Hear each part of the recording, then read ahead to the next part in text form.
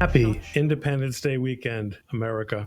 Happy for us because we love America. Happy because of the way America is moving, the direction she's moving in, the improvements it's making. But there are still people we hold in contempt. This is the dark side of Ron Coleman. These are the people who get under my skin. Today I want to talk about Congressman Dan Goldman, representing New York's 10th district. Guy who, of course, claims to defend democracy, but his far-left agenda and elitist way of life tell a far different story. From undermining law enforcement to pushing radical policies, his priorities harm everyday Americans, including, of course, the ones he represents. Break it down. So Goldman is a very wealthy man. He's heir to the Levi Strauss fortune, worth about $250,000. He's one of the richest guys in Congress, but he pushes policies that burden working families. I say but because guys like this very frequently have a sense of noblesse oblige.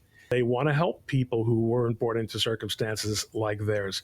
Goldman makes it sound as if that's his way of looking at things. That's his way of governing. This is the guy who was lead counsel in Trump's first impeachment. That was a completely partisan witch hunt, cynical in the extreme. He's obsessed with Donald Trump's supposed crimes in being president and offending Ukraine, while he ignores the problems in his own district in Brooklyn.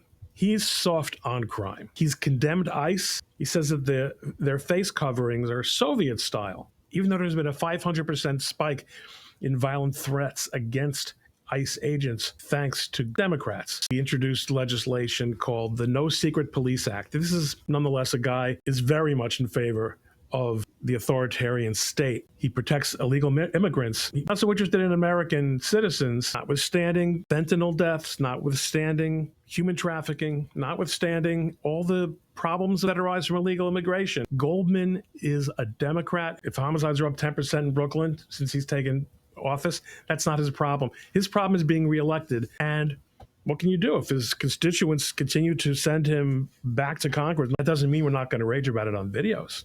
And his far-left rhetoric goes beyond crime. He is, as I said, an absolute perfect DNC, non-participating character. He's backed defunding the police, abortion on demand and without limit. He supported late-term procedures in the 2023 letter. His Project 2025 video series features Randy Weingarten, peddling fears of anti-Semitism, of course, peddling fears about authoritarianism, of course, while ignoring his own party's complete commitment to corporate censorship.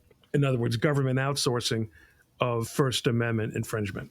He's very big talking about public corruption, unless it involves Democrats. He said nothing about the Biden crime family, nothing. So, of course, he covered up his purposeful blindness by introducing an act called the No Gratuities for Governance Act in 2024, against bribery. Again, this is a supporter of Biden, the most corrupt president in our lifetime. Even though 20% of Brooklyn small businesses have closed since 2020, he's obsessed with Donald Trump. His hypocrisy hurts Americans. His anti-ICE crusade weakens borders. His radical abortion stance and censorship advocacy erode freedoms. His wealth insulates him from the economic pain his policies inflict, and he's really one of the worst. He's a nothing. He's just a guy looking for something to do who doesn't have to worry about making a living the way the people in his district do.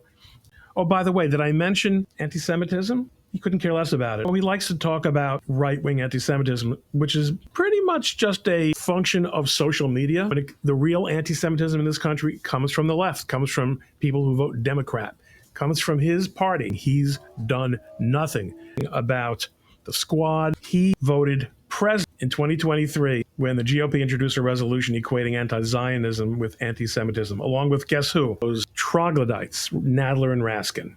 He shields Democratic critics of Israel. He enables hate. He's full of selective outrage. He should go because the America he wants is not the America you and I want. And the America that was promised to every American, full of opportunity, freedom, and liberty.